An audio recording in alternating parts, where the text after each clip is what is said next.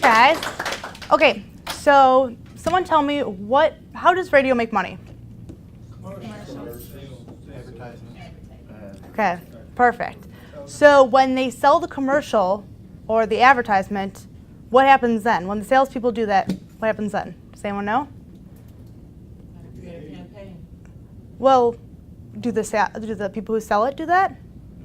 No, the promotions team does that. So that's where my job as a promotions coordinator comes in play. So as a promotions coordinator, once the sales team sells what funds radio, then they hand it off to our promotions team and we execute it. Yes, as someone said, I believe you back there said, we're under the promotions director who oversees everything that goes on from the salespeople to the programming to the promotions. They oversee it all. So our job is to make sure everything flows smoothly from the concerts to the on-air promotions to the giveaways to what they're talking about on the radio. Basically everything that goes on 24 hours a day, we have to make sure it flows smoothly. One of my jobs is even making sure that the content on the page is coordinating with what we're giving away or where we're at.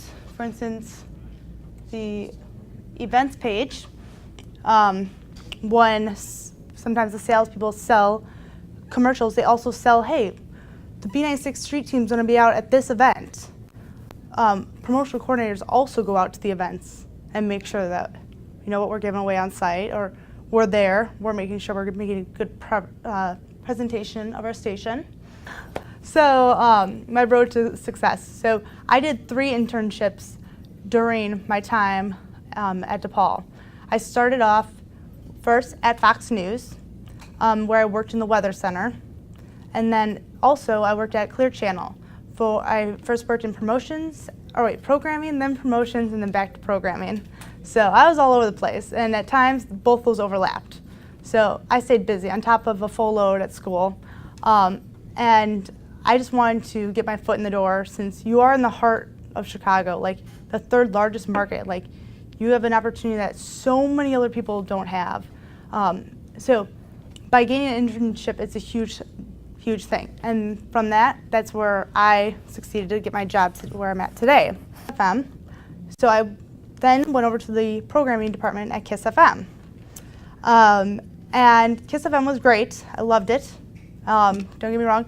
With him, I was on the air a lot. He gave me a lot of airtime. He would send me out and we'd do videos and then correlate that with being on the air. I handled all his social media, all the content on his website. I kind of became a co-host. My radio name was Twister because of the weather. I've always had a love for weather. And from there, like when you're doing programming, you're always trying to think of topics. And not just like topics that like, oh, let's have a caller, what would you do in this situation? Or let's have a caller who had someone cheat on them. Or like just, it's not like Jerry Springer topics. It's something that is relating to current news. So like, and when you are thinking about these topics, it goes into stages. So it's a broad topic when you start your radio show, and it gets deeper in more depth as the show goes on. So he had about 5-6 hours. So you know the topic would just gradually change throughout them. And then he always start off real broad, and you know if a listener called in and they kind of switched it around a little bit, he just went with the flow. And that's what made him so good at what he does. And he also is now in New York and is one of the #1 morning radio DJs for the top 40 stations. Do you guys know Ty Bentley? Yeah. If you stand out during your internship, you may become lucky, like me, and land a job in the industry. So you want to stand out. What made me really stand out, what I felt made me stand out, was that I wasn't afraid to do anything. Like there were times during my internship when I went to the Taste of Chicago and I was like, what is going to catch people's attention at the Taste of Chicago? And like we're going to talk about the food. We're like, okay, well you can go out there and talk about the food, but what's really going to make it interesting? So I swapped clothes with Ty Bentley, and I was wearing his shorts and t-shirt, and I don't even know what he was wearing, but I had them throw food at me, And that's how I determined the taste of the food. And surprisingly enough, the ratings went up. Our hits on the website were insane. And like, Robinson's ribs, they have that like replaying of like me getting hit by a rib and it like sitting on my shoulder and then falling off. But like, I wasn't afraid to do anything for what he asked. He wanted something to catch people's attention and really wanted to grab the audience, and like that's what we found, you know? And it was something different. So if you just make yourself stand out. I also was very energetic about being there, and I wanted to be there, and I showed him I wanted to be there. I always asked, like, what can I do next? Like, what can I learn next? And by doing that, like, I was the first intern to ever learn how to do commercials.